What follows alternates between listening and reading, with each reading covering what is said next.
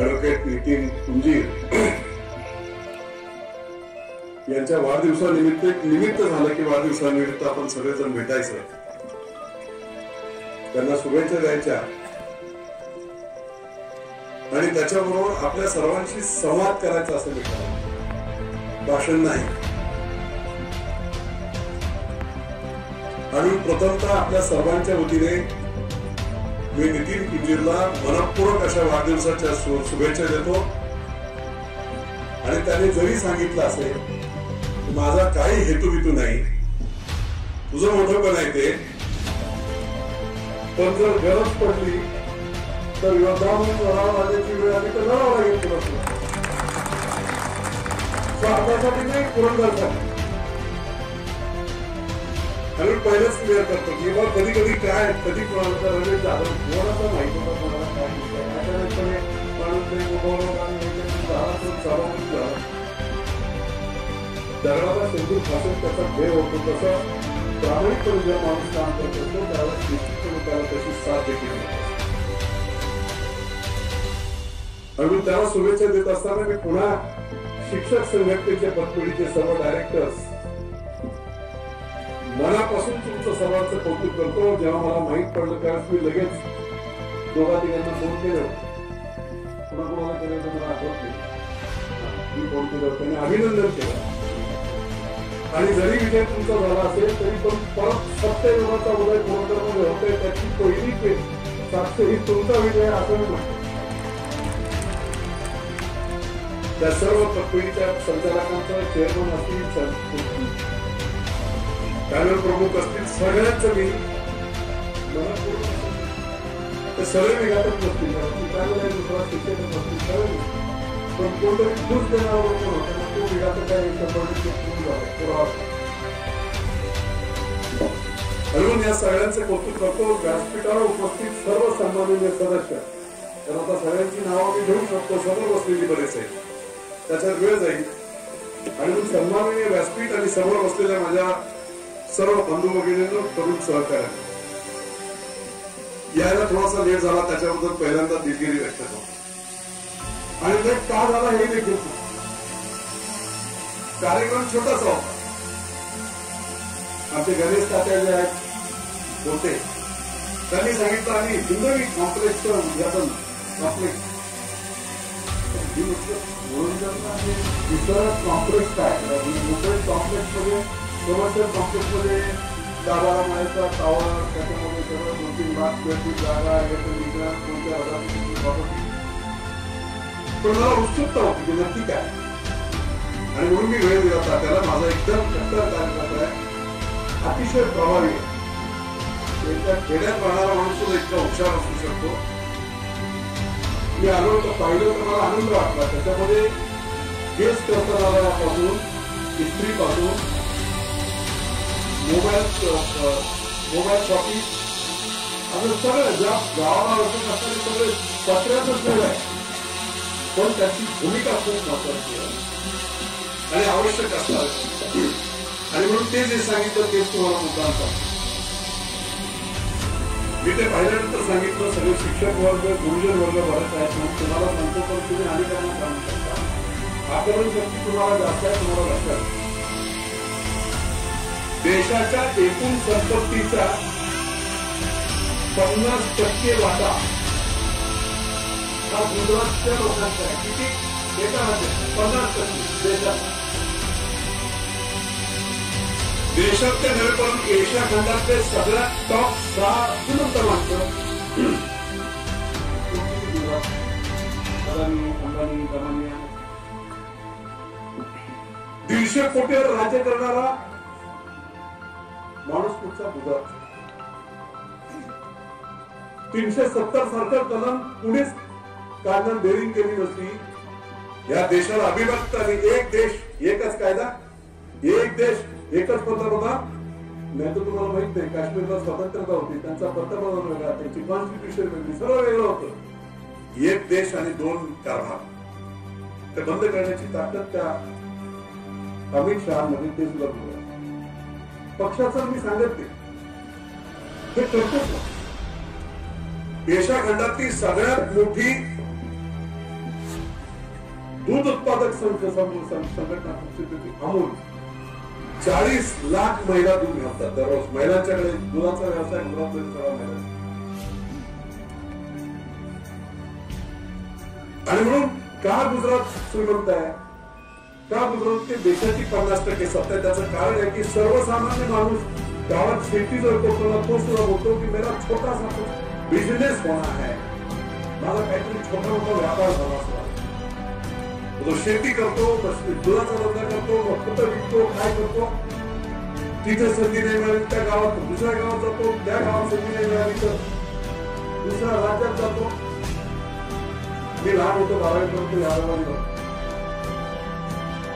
करींच्यातला व्यापार कोणाकडे होता. दुधाळिया नावाचे एक मारवाडी ग्रस्त होते. दुधाळिया.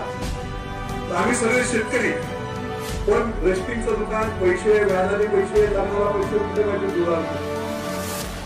यादवाडी गावात कोणाचा धंदा होता, जो मारवाडी नावाचा माणूस होता, जो रुड्यात सुद्धा त्याचा धंदा होता आणि आमच्या इकडे सुद्धा.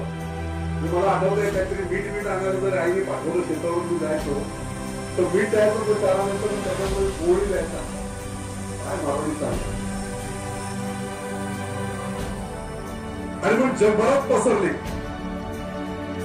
लंडनमध्ये आणि अमेरिकेमध्ये सुद्धा जिथे गुजराती लोकांनी जवळजवळ 30% मोठे व्यापार ताब्यात घेतले. टांझानिया वगैरे सोडून नसत्या.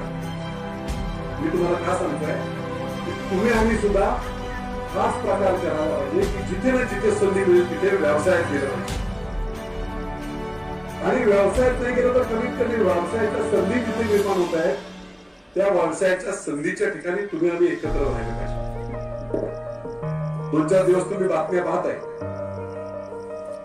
हा वेळ जरी या बाबतीचा नसेल तरी शिक्षक आहे तिथे आणि बरेच लोक आहेत.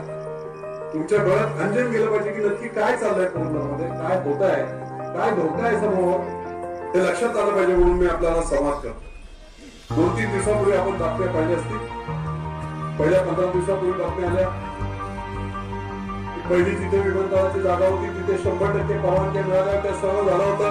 कर्मधर्म साहेब आणि पुन्हा सरकार आणि मुख्यमंत्री आणि मी जर त्याच्यामध्ये असतो सरकारमध्ये तर 4,500 कोटीची व्यवस्था करून ठेवली होती की जेणेकरून शेतकऱ्यांना स्वच्छ खरेदी, ऊसापादन नाही,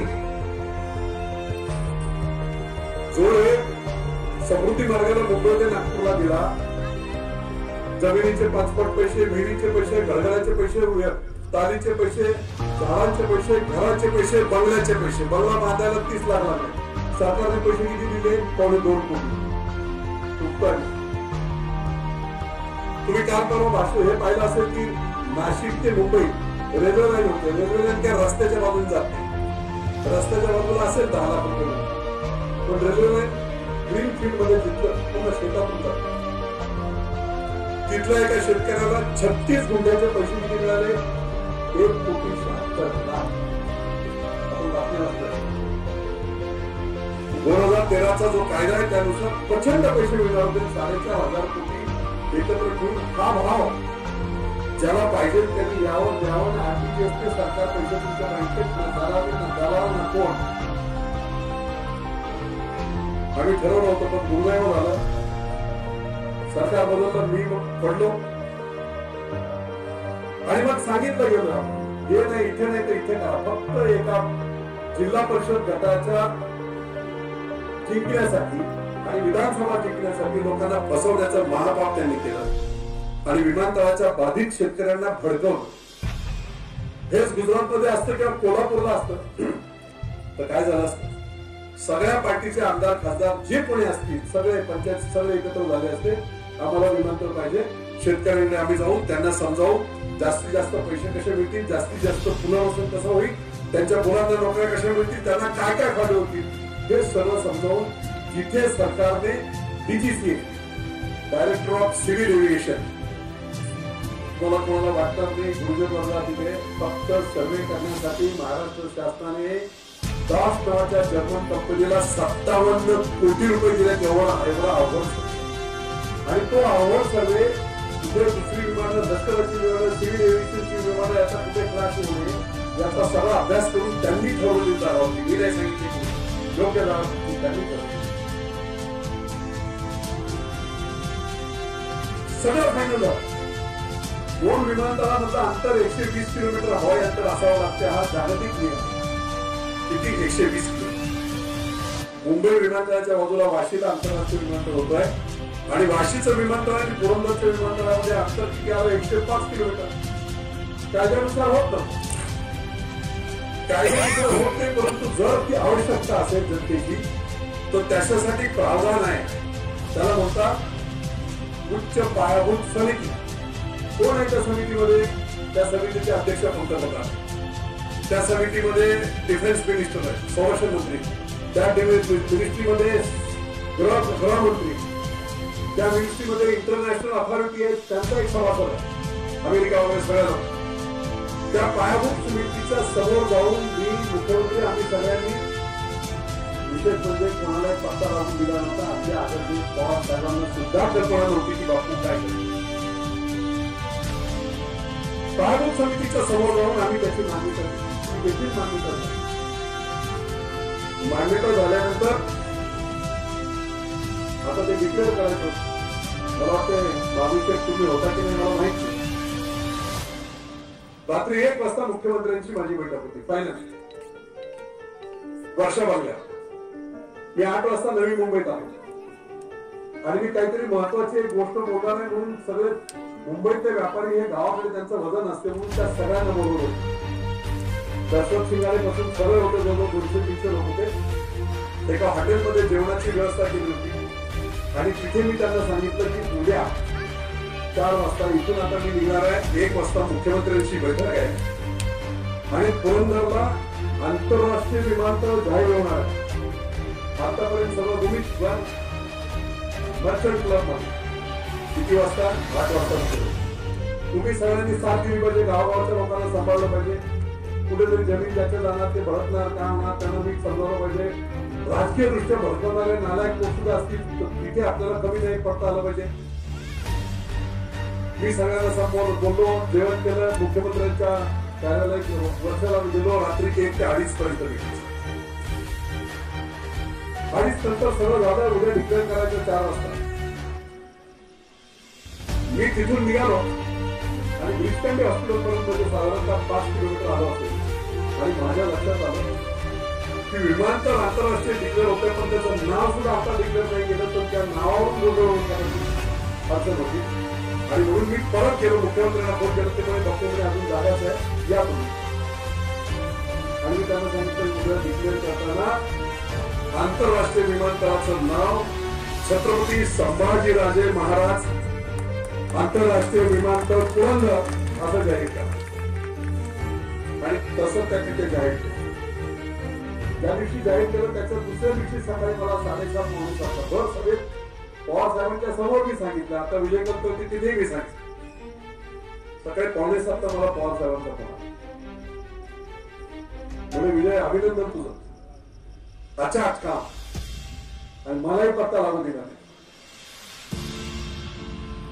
मी अभिनंदन करतो आणि हे एअरपोर्ट होण्यासाठी एक माणूस सोडून फक्त. आता तो नाश्ता कोणते तुम्ही ठरवा. एक माणूस सोडून मी सगळ्या नेत्यांशी, सगळ्या पक्षांच्या नेत्यांशी बोलून आपण हे एकत्र काम करू, हे काम करू. आजची काय परिस्थिती आहे? 100% परवानग्या झाल्या, पैसे सगळे उपलब्ध, कॅबिनेटच्या मंजुरी, स्पेशल पर्पज व्हेकल ज्याला बोलतात 4, PMRDA, सिडको, या 4 मोठ्या मोठ्या कंपन्या पैसे लावण्यासाठी. भूसंपादन फक्त आपण करायचं, त्याच्यानंतर विमानतळावर लागणारे 50,000 कोटी टाकायला आंतरराष्ट्रीय बाजारातले 8-10 लोक आहेत. ग्रीन एअरफील्ड, ग्रीन एअरपोर्ट मध्ये एअरपोर्ट झाल्यानंतर बाजूच्या सगळ्या जमिनी रिकाम्या आहेत. प्रचंड फायदा होईल म्हणून अनेक कंपन्या पाठीला, इस्रायलच्या असतील, जर्मनीच्या असतील, मालेशियाच्या.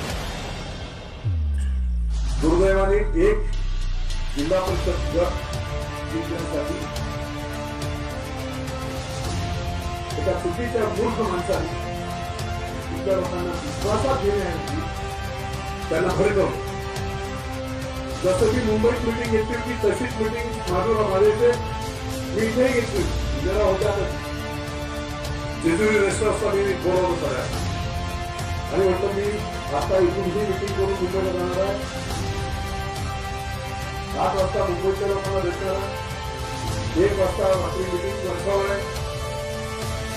बाबारे आंतरराष्ट्रीय विमानतळ असं एक मोठं प्रकल्प मी जाहीर करतोय. आपण सगळ्यांनी राजकारण कोणी त्याच्यात करायचं नाही, सगळ्यांनी एकत्र यायचं आणि लोकांना समजावून वगैरे आपलं हे काम साध्य करून घ्यायचं, ज्याच्यात आमच्या 100 पिढ्यांचं होतं. काही लोक नव्हते आले, पण बाकीचे बहुतेक सगळे लोक आले होते. पण दुर्दैवाने डिक्लेअर झाल्यानंतर लोकांना भडकवलं गेलं. मी स्वतः गेलो. आज आपण पाहताय की एका एकरला अर्धा एकरला काय पैसे मिळत आहेत. समृद्धी मार्गाला असंच झालं होतं. समृद्धी मार्गाला 2 वर्ष विरोध झाला. मुंबई ते नागपूर 14 जिल्ह्यांचा तिथं संपर्क. मुख्यमंत्र्यांबरोबर मी सुद्धा त्या सगळ्या प्रक्रियेत आणि बरोबर अशी डिक्लेअर केली गेली. अरे अगोदर ज्या गावाने शहापूर तालुक्याच्या एका गावाने टीव्हीला आपण बातमी त्यावेळेस पाहिल्या असतील. 1100 शेतकऱ्यांनी असं पत्र राष्ट्रपतींना पंतप्रधानांना दिलं होतं की आम्हाला आमच्या बागेची जमिनी द्यायच्या नाही, आमच्या वडिलोपार्जित जमीन, आम्हाला सोन्याचा भाव नको, घरावर सोन्याचा तोल नको, काही नको, आम्ही जमिनी देणार नाही. आणि जर सरकारने पायाभूत सुविधांसाठी कोर्ट सुद्धा तुम्हाला सपोर्ट करते आणि जबरदस्तीने जर तुम्ही आमच्या जमिनी घेत असाल तर आम्हाला 1100 लोकांना एकत्र आत्मदहन करण्याची परवानगी द्यावी, असं पत्र दिलं होतं आणि सगळीकडे लिहायला झालं. ज्या दिवशी रेट डिक्लेअर झाला त्याच्या 3 दिवसामध्ये 1100 लोकांनी जमिनी दिल्या होत्या आणि 250 स्कॉर्पिओ एकत्र पाडव्याच्या दिवशी त्या गावात घेऊन आले. ही बातमी घेतली. जमिनीचा रेट 20 लाख असेल तर 2 कोटी मिळत असेल तर कोण नाही देणार, पलीकडच्या बाजूला गेली शेतकऱ्यांचे बघ आहे. पण हे नीट समजण्याऐवजी त्याला भडकवलं. दुर्दैवाने मी पडलो आणि मग दुसऱ्या 5 गावांची नावं दिली. का रे बाबा तिथे शेतकरी नाही, तिथे कोणाच्या बापाची जमीन आहे का? ती शेतकऱ्यांची जमीन आहे. यांना फक्त जिल्हा परिषद विधानसभेला सांगितलं होतं मी जागा बदलतो म्हणून तुम्ही दुसऱ्याच्या बोकांनी मारायला निघाला, मी हे करायला निघाला. ते किती युक्त धर्मसाहेबांनी दुसरा प्रस्ताव फेटाळला. आजची परिस्थिती अशी आहे की राज्य शासनाने एक मंजूर झालेला प्रस्ताव लोकांचा विरोध आहे असं दाखवलं आणि दुसरा प्रस्ताव सादर केला. आता तो फेटाळला आहे. मग तो पहिला प्रस्ताव जिवंत आहे की मेला हे मला देखील. जर दुसरा प्रस्ताव राज्य शासनाने केंद्र शासनाला दिलाय याचा अर्थ पहिला प्रस्ताव मूर्त झालाय असाच होतो. आणि जर तसं असेल तर दुसरा प्रस्ताव रद्द झाला आणि आता खेड मधले लोक सगळ्या पार्टीचे लोक एकत्र झाले. ज्या आढावांनी विमानतळाला विरोध केला ते आढावा माझे मित्र माझ्या भावासारखे आहेत, परंतु ते पडले त्याचं एकमेव कारण विमानतळावर त्यांनी केलेला विरोध आणि त्याच्या विरुद्ध राष्ट्रवादीने केलेला प्रचार. आणि त्याचा सगळ्यात मोठा प्रचार माझ्याच वाक्याने झाला. मला वाटतं पिंपरीला की कुठे मी आलो होतो आणि जेव्हा विमानतळ पुरंदरला गेला असं जाहीर झालं त्यावेळेस आढावा करायला पुरंदरची जागा योग्य नाही, हे नाही ते नाही, मुख्यमंत्र्यांनी घेतलेला निर्णय विजय शिवसेनेचे हट्ट चुकीचा आहे चुकीचा आहे, अनेक बातम्या आल्या. पत्रकारांनी लावून धरलं होतं. शिवसेनेच्या 2 नेत्यांमध्ये दुकानदार, एक खासदार एक आमदार आणि दररोज 2-3 महिने ते होत असताना तर माझा स्वभाव सुद्धा जरा उंचूच आहे. काय करणार, ते रक्त आहे. 2-3 महिने सांभाळून झाल्यानंतर मी पिंपरीच्या ह्याच्यात सकाळी बातमी आली होती, एवढी मोठी बातमी होती. मुख्यमंत्र्यांना माझ्यावर टीका केली होती आणि निवडणुकीच्या गावात इतिहास आणि भविष्य प्रूव्ह करेल असं आढावांनी विमानतळाला केलेला विरोध हा त्यांच्या आयुष्यातील सगळ्यात मोठी राजकीय खोडचूक होईल. ती बातमी दुसऱ्या दिवशी आली आणि वळसे पाटलापासून सगळ्या राष्ट्रवादींनी ती बातमी त्यांच्या आयटी सेलला दिलेली अख्ख्या महाराष्ट्रात पसरवली. आढावा गेले. आज परिस्थिती काय? आज आढावा म्हणतात आलं पाहिजे विमानतळ, मोहिते म्हणतात आलं पाहिजे विमानतळ, लांडगे म्हणतात आलं पाहिजे विमानतळ, कोल्हे म्हणतात आलं पाहिजे विमानतळ. तिथे आता काय करताय तर बाबा कल्याणीचं तिकडे 15,000 एकरवर प्रायव्हेट एसी जेड आहे. त्या एसी जेड मध्ये 800 हेक्टर जमीन त्यांनी राज्य सरकारला सांगितलं आम्ही देतो तुम्हाला, काय जो असेल तेवढं तुम्ही द्यायचा तो द्या. आता पासपोर्ट खरेदीमध्ये जो जमिनीचा रेट आहे त्याच्या पासपोर्ट त्यांना मिळणारच आहे, हजारो कोटी मिळतील. आणि त्याचबरोबर आणखी एक महत्वाचं काम, जेव्हा खेळला विमानतळ डिक्लेअर झालं होतं तर अख्ख्या देशातल्या सगळे कंपनीतून जमिनी त्यांच्या हातातून घेतल्या. 2-3 लाख एकर जमिनी त्याला घेतल्या. त्या काळात 5 लाख, 2 लाख, 3 लाख, 5 लाख अशा जमिनी लोकांनी घेतल्या, लाखो एकर जमिनी घेतल्या. आता विमानतळ जसं पुढे येणार डिक्लेअर होतं त्यावेळेस त्या 5 लाखावरून जमीन गेली 50 लाखापर्यंत. आणि गव्हर्नमेंटची 1 कोटी घेतली, 50 लाख रुपये एक सुद्धा लोकांनी घेतली. आणि विमानतळ पूर्ण डिक्लेअर झाल्यावर परत 3 लाख.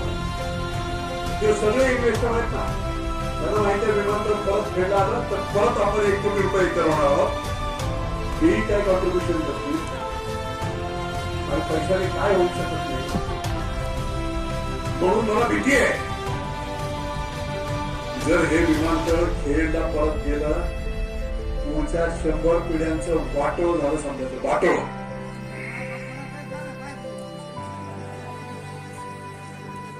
का मी म्हणतो तुम्हाला, काय विमानतळातून काय फायदे आहेत, तुम्ही बोलाल काय फायदे, लोकांना कळलं पाहिजे, नेत्यांनी जाऊन ठरवलं पाहिजे.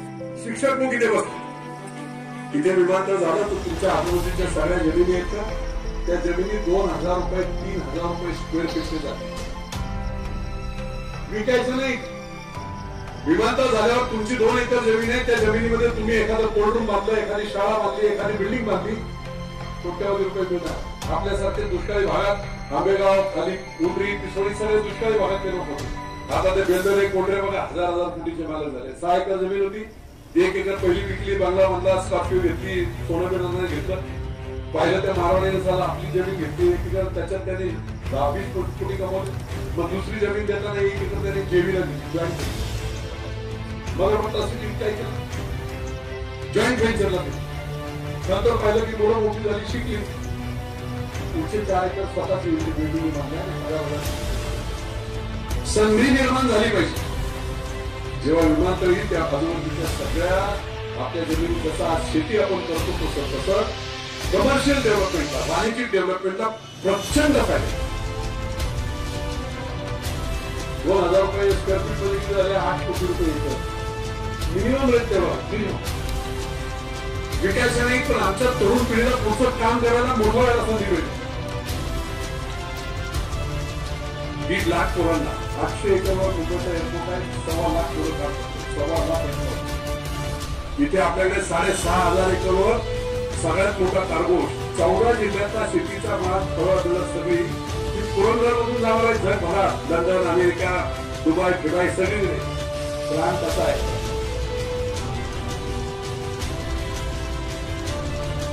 सगळ्या गोष्टी विदेश उतारे 75 सालापर्यंत कोणाला विश्वास नाही आपले. आज मी 1000 कोटीमध्ये आहे, पण 12वी पर्यंत माझ्या पायात फक्त माऊच्या रानात दुष्काळी कामावर सुद्धा मी काम केलं आहे. आणि कांबळ्याच्या डोंगरातून उन्हाळ्यामध्ये सरपणासाठी डोक्यावर मोळ्या घेऊन महिन्यावर मोळ्या राहायचं काम केलं. त्या परिस्थितीमधून मी आज मुंबईत जाऊन हेच झालं आहे. हीच कृती वापरून माझ्यासाठी केलं आता ते मल्टिप्लिकेशन होणारच आहे. 2 गुणिले 2 4 गुणिले 4 ते होणार. पण माझ्यासाठी पुरंदरमध्ये असणारी शेतकऱ्यांची गुणं माझ्यासाठी व्हावी याच्यासाठी ही धडपड माझ्यासाठी नाही आहे. मला आमदार मंत्री कोण जे मिळते त्याच्या 100 पट देवाने दिलेला आहे. अशा आमदार मंत्री ऑफिसला येऊन बसायचे, मी त्यांना भेटायचं सुद्धा. एक उदाहरण सांगतो, मुद्दाम तुम्हाला केले इतर लोकांनी तुम्ही सांगितलं. माझा एक मित्र अमेरिकेतून आला, 2 लाख कोटीची कंपनी आहे. तो गेला, जसा मी गोठ्यावरून मुंबईत गेलो तसा तो मुंबई सोडून एकत्र कॉलेजला होता, तो अमेरिकेत जाऊन सेटल झाला आणि मोठा उद्योगपती. स्वतःची 3 विमान आहे. मला भेटायला आला होता, कारण कॉलेज पासून एकदम हुशार आणि डायनेमिक माणूस माझी आधी पोहोचली. लोकांना भेटलं पाहिजे, आपण भेटलं, वेळ दिला पाहिजे. मोठे मोठे लोक माझ्या 100 पट मोठे.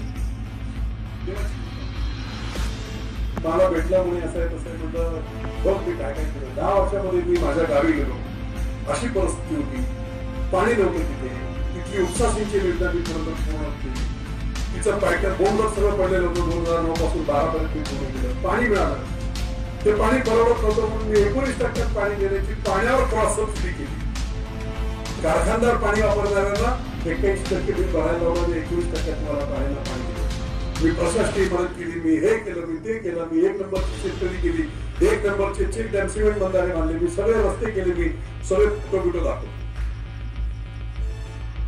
माझा दास विषयाला सांगत होतो की मी इतक्या आनंदी आहे की माझ्या लोकांसाठी मी करू शकलो, माझ्या मातृभूमीसाठी.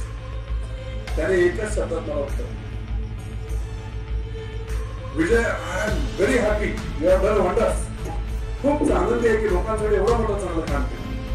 But finally what has happen, they teach you ना. तुला पाडलं ना त्याच लोकांनी यांच्यासाठी काम केलं, त्या मातृभूमी त्याला त्याच्यात तुला त्यांनीच घातलं ना. Why hell you are wasting your time. तुझा वेळ कशाला घालू शकतो आणि एवढी बुद्धी कुठेही 10-20 वर्षात आपणच्या वर जाऊ शकशील, कशासाठी घट मारतोय. शब्द सांगतो माझ्या डोक्यात आलं होतं तुम्ही, पण त्याने माझ्या डोळ्यात आणून घातलं की ज्यांच्यासाठी तू करतोयस त्यांनीच तुला पकडलं. ठीक आहे, 1 लाख मतं आहेत विचारी, पण काही अविचारी लोकांनी सुद्धा हे काम केलं आणि सर्वसामान्य गोरगरिबांची अडचण झाली. विजय शिवतरेला काय फरक पडणार आहे, दिलीप बाबाला काय फरक पडणार आहे, महादेव शेठला काय फरक पडणार आहे, त्यांची पोरं शिकतील, चांगल्या शाळेत जातील, नितीनला आता ऍडव्होकेट झालं, त्याला एवढा काय फरक पडणार नाही. पण या वाघापूरमध्ये 1/2 एकर जमीन असताना माझा शेतकरी फाटका त्याच्या पोराला फी भरायची ज्याची इच्छा नाही,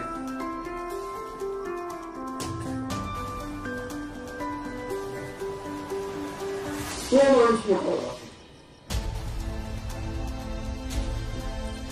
परंतु दारूसाठी, पैशांसाठी आपल्या हाताने आपण जर हे पाप करत असू तर काळ माफ करणार नाही. मगाशी विजय कुठे होते म्हटलं, ज्यांनी हे केलं पाप आणि ज्यांनी सहकार्य केलं त्या सगळ्यांना जर विमानतळ गेलं तर जन्मभर ही जनता माफ करणार नाही. काळ तुम्हाला माफ करणार नाही, तुम्हाला त्याचे भोग द्यावे लागतील. आज भोगतायत ना लोक.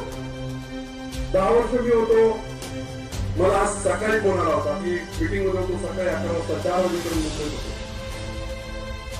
राजुरीतून फोन आला आणि शेतकरी सांगत होता 15 दिवस झाले लपंडाव चाललाय होतो विजेचा, जसं की सिंचिंग लाईट असते ना, आधी गेली घेऊन तसं झालंय आमचं. काय करायचं, काय करू द्या ठीक आहे. आता आमदार नाही, 10 वर्ष मी असताना तुम्हाला त्रास झाला होता का, कोणाची लाईट कट झाली होती का, आता मी काय करू. लोकांनी घेतलेला निर्णय मी पडलोय, मी आता काय करू शकतो. मुद्दाम बोल एवढे नाही बापू, आम्ही पुण्याकडे जायचं की 1 लाख मतं घ्यायचं, त्यातलं आम्ही आहोत, आमची काळजी कोण करणार. म्हटलं तुम्ही एकच काम करा, ते तुम्हालाही सांगतो काय होतंय. आज पिकाच्या गावागावाच्या काय सगळ्या गाव कोणत्या ठिकाणी 5-5 दिवस पिण्याचं पाणी देखील. तो लोकांचा गोष्टी अरे म्हटलं आमदारांना बोला ना, 10 वर्ष जेव्हा असताना काही त्रास झाला नाही, आता जे आमदार आहेत त्यांची जबाबदारी आहे, पालकत्व आहे, त्यांना बोला तुम्ही. नाही त्यांना कोण बोलणार, घाबरतात. म्हटलं नेत्यांना बोला, तर नेते म्हटलं आमचं आम्हालाच आता बरोबर त्यांनी काय कार्यक्रम केला आमचा, त्यांना काय करायचं. काही नेते असे बोला, मग काय करायचं. म्हटलं तुम्ही एकच काम करा, राजुरी गावामध्ये 1 लाख मतदान सकारात्मक करणारे लोक जे आहेत ते तुम्हाला माहिती आहे. ज्यांनी निगेटिव्ह मतदान काँग्रेसला मतदान केलंय ते मतदार आहेत, त्यांना सांगा की बाबा 10 वर्ष बापू असताना आम्ही जरी शिवसेनेचे लोक होतो, आमच्या बरोबरीने काँग्रेसच्या लोकांना केवढा फायदा झाला. आता तुमचा आमदार आहे, तुमची जबाबदारी आहे, हे तुम्ही त्यांना सांगा, मतदारांना सांगा. कशासाठी सांगा, तो मतदार जाऊन काय त्याला बोलणार नाही, काहीच होणार नाही. पण त्या मतदाराला जागृती झाली ना की मी जे चुकीचं काम केलं, मी चुकीचं मत टाकलं, त्याने माझ्या तालुक्यातल्या गोरगरीब लोकांचा वाटोळा झाला, ही अपराधी भावना त्याच्यात निर्माण होती. आयुष्यामध्ये सगळ्यात मोठी शिक्षा कुठची, ती फाशीची अशी बोलली जाते, पण नाही, त्याच्यापेक्षा एक मोठी शिक्षा आहे फाशी दिली माणूस मरतो संपतो, पण अपराधीपणाची भावना एका माणसाला जिवंत असताना झाली की दररोज त्याला शिक्षा.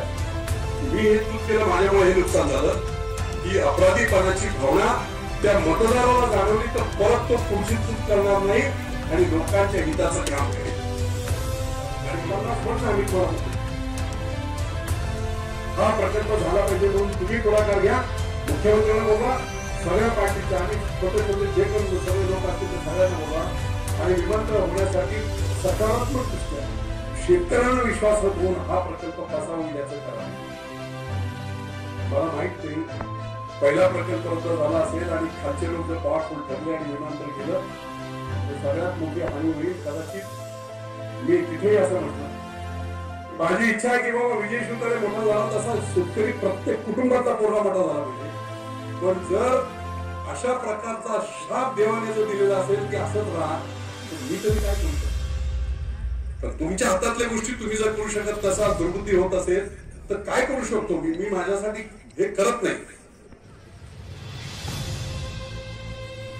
मला त्या फार्मरने सांगितलं अरे तू उपोषण केलं, पाणी आणलं तू गुंतवणुकीचं, धरण पूर्ण केलं 16 वर्ष, 1300 कोटीची पाईपलाईन मंजूर केली. मी बोलत होतो इलेक्शनला, अरे बाबा या इलेक्शन पुरतं मी आवश्यक आहे तर ही सगळी कामं होणं, विमानतळ होणे गरजेचं आहे, पाणी घेणं गरजेचं आहे, सगळं झालंय, ऑर्डर दिली. लोकांनी माझं नाही केलं, फसवलं गेलं. 1200 कोटीची योजना मी माझ्या स्वतःच्या पैशाने करतो. तुझी 200 कोटीची प्रॉपर्टी 1000 कोटी येणार कुठून? लोक बोलली. आधी सांगितलं मी टॅक्स तुमचा वाढलाय, शहरात गेले मी अतिरिक्त आयुक्त माझा भाऊ आहे, मी दोघांनी रात्री जाऊन सांगितलं सगळा टॅक्स कमी करून देतो. लिडरशिप टीम बोलतो सगळ्या फसवणूक आणि लोक फसले. आणि म्हणून मी सांगतो माझ्यासाठी गरज नाही. जर तुम्हाला आम्हाला वाटत असेल की आपल्या पुढच्या पिढ्या शिकल्या पाहिजेत, मोठा झाला पाहिजे, त्यांना व्यवसायाच्या संधी मिळाल्या पाहिजेत, त्यांना नोकरी 1.5 लाख कोण नोकरीच लागते.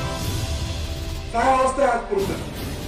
काल धाव्याला गेलो, सकाळी धावा केला, 2 धावे केले, 3 वाजता इथून निघालो, 2.5 तासात 5:30 तास मुंबईला हॉस्पिटलला पोहोचलो, तिकडे जाऊन झोपलो.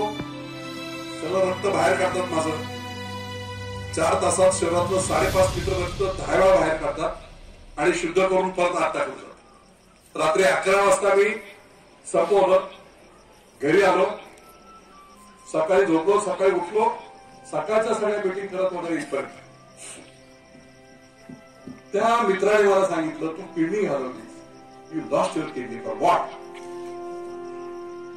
माझ्या वेळात प्रकाश पडायला लागला की एवढे या राजकारणात वेळ आंधळ होऊन नाही चालणार ना.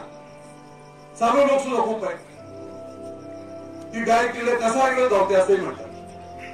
म्हणून एक संधी, जर कर्मधर्म साहेबांनी दुर्दैवाने विमानतळ हल्ला तर विजय बापू शिवतारे सुद्धा पुरंदर मधून हल्ला एकदम जाहीर करून टाकणार आहे. काही गरज नाही ना. तुम्हाला गरज असताना सगळं कुणी विचार केला होता करे की पुरंदरला आंतरराष्ट्रीय विमानतळ विजय शिवतारेंच्या बुद्धीने ते आणलं लोकांचं. कुणाला माहित होतं गुंजवणीचं पाणी. याच वाघापूरच्या चौफुल्यावर अजितदादा पवारांनी दादांनी पाणी मागितलं तर सांगितलं 1 लिटर तुम्हाला पाणी वीर धरणात मिळणार नाही. हालाकी 9 TMC पाणी गुंजवणीचं 93 पासूनच आपलं त्या धरणात येत आहे आणि ते वापरतायत. कुणाला माहित होतं. मी आलो राजकारणात त्यावेळेस सांगितलं मी एक करेल, मी स्वप्न दाखवलं, मी पूर्ण केलं. देशातलं शीघ्रगतीने पूर्ण झालेलं पहिलं धरण कुठचं? गुंजवणी.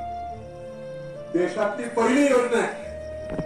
आपण ड्रीप इरिगेशन करतो, उंचावर टाकी ठेवतो, त्याच्यात पाणी टाकतो, त्या पाण्यातून खाली ग्रॅव्हिटीने पिकाच्या बुंद्यापर्यंत पाणी जातं. मी कल्पना मांडली दिल्लीत की उंचावरची टाकी म्हणजे धरणच समजायचं आणि खाली आपण राखेपर्यंत पाणी आणतोय. 90 मीटरचं हेड आहे.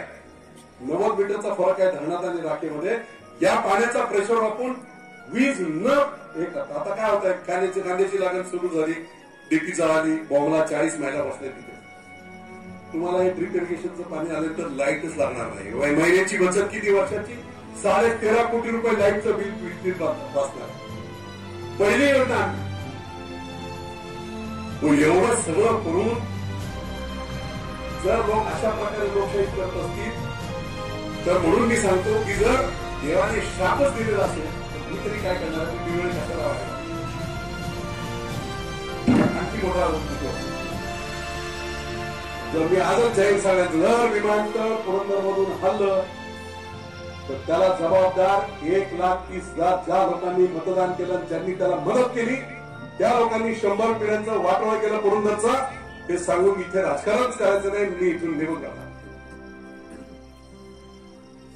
शिवाजी महाराज जन्माला आला पाहिजे पण बाजूच्या घरात लाईट जाते आणि बोंबाला म्हटलं ते आमदाराच्या त्याचं बालक नाही रे बापू, ते कोण बोलणार? त्याची 8 वर्षाचा असताना ज्या माणसाच्या मनात भीती होती, तो आज 80 वर्षाचा झाला तर त्याच्या डोक्यात तीच भीती. ते लय वाईट आहे, मारतात पाहतात. आणि तुम्ही सुद्धा आईचं दूध पिलाय ना,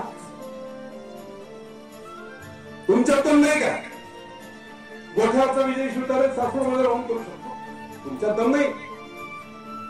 सासवडची नगरपालिका आहे, नगरपालिकेच्या एरियामध्ये किती लोक राहतात ग्रामीण भागातले? त्या तुम्हाला कोण बंदूक लावणार आहे का? करा ना तिथे मतदान करताना, आज जाताना गपचूप जाऊन जे करायचं ते करा ना. लोकशाही बाबासाहेब आंबेडकरांनी तुम्हाला अधिकार दिला. काय माहित पडतं का की माधव शिंदे यांना मत दिलं, विजय शिवतारेने यांना मत दिलं? काही नाही, गुप्त मतदान आहे. तुमच्या डोक्यातून विचार तो आला पाहिजे की नाही, स्थितीच्या विघात शक्तीला आम्ही विरोध करणार आणि आमच्या फायद्यासाठी हे काम करणार. हे जोपर्यंत पुरंदरच्या कॉमन माणसामध्ये जनतेमध्ये निर्माण होणार नाही तोपर्यंत हेच विमानतळ जर गुजरातला खेळायला असतं एकत्र, हेच विमान कोल्हापूरला बनवायला एकमेकांची विरोधात आहे. मुस्लिम एका बाजूला, बंटी पाटील एका बाजूला, माणिक एका बाजूला, सगळे स्थान आहेत आपल्या. पण गोकुळच्या दूध संघाची एखादी ऑर्डर किंवा जर गोकुळच्या भवितव्याचं काम असेल, सगळे अमोलचा संघ, त्यामुळे डॉक्टर पुरे यांनी सांगितलं, मुख्यमंत्री तरी सगळ्याला आले अमोलच्या खाली बसायचे. मुख्यमंत्री नाही, ते दूध देणारा एक सभासद आणि वर्गीय होते अध्यक्ष, ते बसायचे आणि बाकीचे दूध संघाचे लोक बसायचे. म्हणून देशातला सगळ्यात मोठा दूध संघ हा अमूल आहे. लाखो करोडची उलाढ आलाय, सरकारी आहे, लूट नाही. तुम्ही आम्ही कधी शिकलो. आणि विशेषतः ज्या महिला आहेत त्यांना मी सांगतो, मी आज या पदापर्यंत आलो त्याचे एकमेव करत अशिक्षित माझी माता होती, परंतु खूप मोठी स्वप्न बघणारी, आणि तिच्यामुळे मी इथपर्यंत. मी सगळ्या घरातला माणूस असतो ना, घरात 5 मत आहेत, मी असेही लोक आहेत, 5 मत आहेत, या ते एवढे पैसे कोण घेत आहे? पुरुष घेत आहे. घरातल्या महिलेला माहिती सगळे चमत्कार कोणी केले असतील तर महिलांनी केले, त्यांना संसार चालवणे, मोठी मुलं माहिती ही स्वप्न आहेत. आणि ती पूर्ण करण्यासाठी महिलांनी एकत्रितपणे घरात कोणी कुठच्या पक्षाचा असतो, जे 2009ला केलं होतं महिलांनी, तेच परत आपण सगळ्यांनी करावं अशा प्रकारची विनंती करतो. शिक्षकांचा रोल खूप महत्वाचा. तो रस्ता आपण हायवे चालू केला, नवीन भागातून रोड एवढा मोठा झाला हायवे सारखा, त्याच्यातून शेतकऱ्यांचे रोड काढले.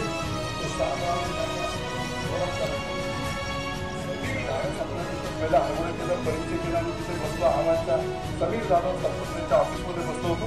कॅशावर विषय निघाला, कोणीतरी बोलला बाबा की एक उस्मानाबाद मोठी आली होती, मोठी बिल्डिंग फोडून 4 दिवसात, आणि सगळं दागिने बिल्डिंग घेऊन गेली फोडून. त्याच्यावर विषय निघाला. आता 10 वर्ष मला गावात फिरलाय, पाऊल ना पाऊल, वाडी वस्तीवर माझ्या पाऊल पण आहे. मी विचारतो, समीर किती रे पोरं किती आहेत लाईन मध्ये? 300. परिंच्याची लोकसंख्या 2,000-2,500, त्याच्यात 300 मुलं बिन लागण्याची. काम नाही, धाम नाही, शेतीत उत्पन्न नाही, नोकरी नाही, काही नाही. कोण पोरगी देणार आहे? कोण पोरगी तयार नाही. पोरगी आता पोरी जास्त शिकले, मीटिंग झाली, इंजिनियर झाली की म्हणते काय बाबा मी जेव्हा मराठा नसला तरी चालेल, तो इंजिनियर आहे ना, काय ज्या जातीचा असेल टिपली. आणि मग त्याने मला सांगितलं 300 बिल लागण्याचे आहेत. आणि बापू त्याच्या पुढे त्याने सांगितलं 60 बाद झाले. म्हटलं बाद झाले म्हणजे काय? मलाही नाही कळलं. बाद झाले म्हणजे 50 पर्यंत आला. आता काय लागलं? हसायला म्हणजे हसण्याची गोष्ट नाही. हे विमानतळ नाही आलं तर लय वाढणार असं. पिंपळ्यातल्या केस मला माहिती आहेत, पारगाव मधल्या मला केस माहिती आहेत. लाख रुपये दलाल तिकडून कोणी आणायचे, 4-5 दिवसात बोल, 15 दिवसांत पोटगीची नोटीस, सगळं पाहिजे. हेच जर विमानतळ इथे आलं तर अख्ख्या महाराष्ट्रातून लोक तुमच्यापर्यंत येतील. आणि म्हणून तुम्ही तुमचं ठरवा. वाढदिवसाच्या निमित्ताने हे प्रवचन तिथे एवढ्यासाठीच केलं की बाबा रे, ते नाही झालं तर मला काय, मी बघतोय माझ्या डोळ्याने बघतोय की आपण चुकीच्या मार्गाने जातोय. इलेक्शनच्या काळात मी पाहत होतो. खरं काय, किती लोकांना समजावायचं, किती ओढून ओढून सांगायचं. फसले. पुणे जिल्ह्यामध्ये शिवसेनेचा दुसरा मोठा नेता तयार होऊ नये म्हणून कधी काही लोकांना वाटलं असेल त्याची मते, भाजपचे लोक असतील, इतर पक्षाचे लोक असतील, पण तो नेता कुणाचा होता? तुमचा होता, पुरंदरचा होता. स्वराज्य आपलं होतं, घालवलं ना स्वराज्य. कुणाचं तरी ऐकलं बाबा ह्या पक्षाचं आहे ना, असं ऑर्डर झालेली आहे आणि असा आदेश झालेला आहे आणि मी माझ्या गावात 1 नंबरची मतं की माझ्या पाठवर थापच पडणार आहे अजितदादाची. माझे काही वाईट नाही त्यांचे, पण माझी लढाई तुमच्यासाठीच आहे ना, त्यांच्यासाठी. त्यांना वाटते विमानतळ तिकडे व्हा, काय चूक आहे त्याची? त्यांच्या लोकांचा भरभराट वाटते त्यांना. झालं म्हटलं की अमेरिकेचा एखादा माणूस असेल, लक्ष्मी मित्तरची माझी बोलणी झाली होती आणि पुरंदर मध्ये MIDC मध्ये 800 एकरवर मोठा प्लॅन ते टाकत होते.